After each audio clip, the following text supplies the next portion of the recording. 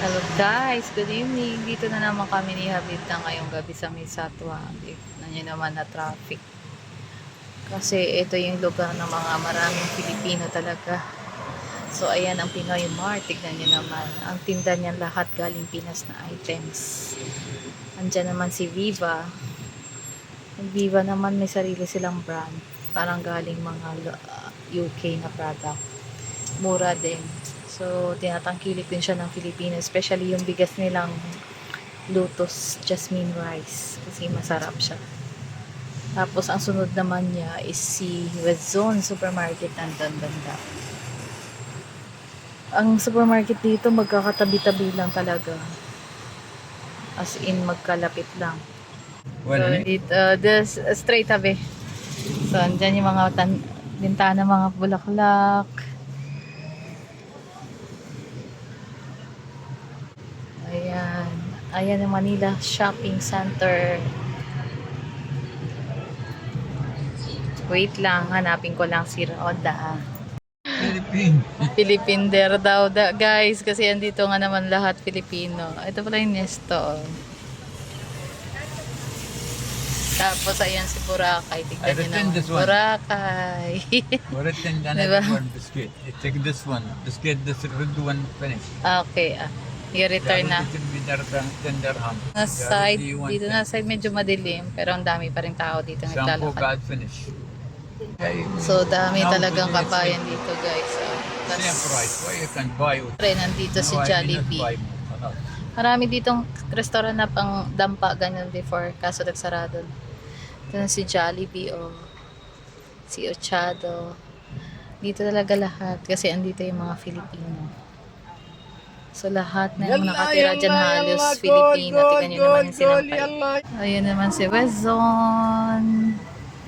Seven Sky. So natapos na kami ng Satwa guys. Pupunta na kami ngayon sa may Jafria. Nagbili kami ng ragag. Gusto ko sana kumain ng Filipino yung tea, milk tea at saka yung oh my, kaso walang parking. So ito pala ang Iranian Hospital. Ang laki ng Iranian Hospital. Yan yung masjid. Tapos yan, sakop niya talaga yan. Laki. So ito bahayan na yan dito. Good this way.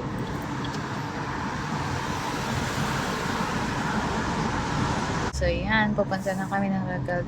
Embassy pala yata to. Ayan.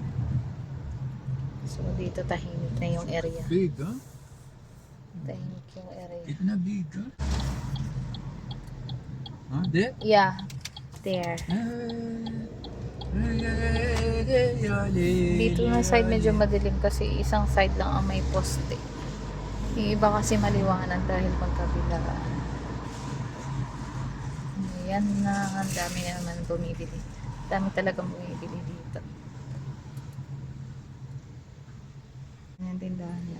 So, ito na guys yung pinuntahan namin ni Habibta for today. Sige na Habib, you eat first. Isa lang yung binibili niya kasi hindi ko naman kayang ubusin. Pero ang sarap ng sabaw niya guys. Grabe, ang sarap. Yan yung chickpeas. Sinasabawan siya, nilalagyan siya ng fil-fil Habi, no? Chili and asin, syempre. Ganun lang kasi. Chili pieces, not powder. Yeah. Parang bilog na chili na maliliit. Ganun siya. So, ganun lang. Masaya na kami sa ganun lang. As dito lang. Kain kami muna bago umalis. So, galing kami na Satwa. Yun lang. Natala namin si Roda.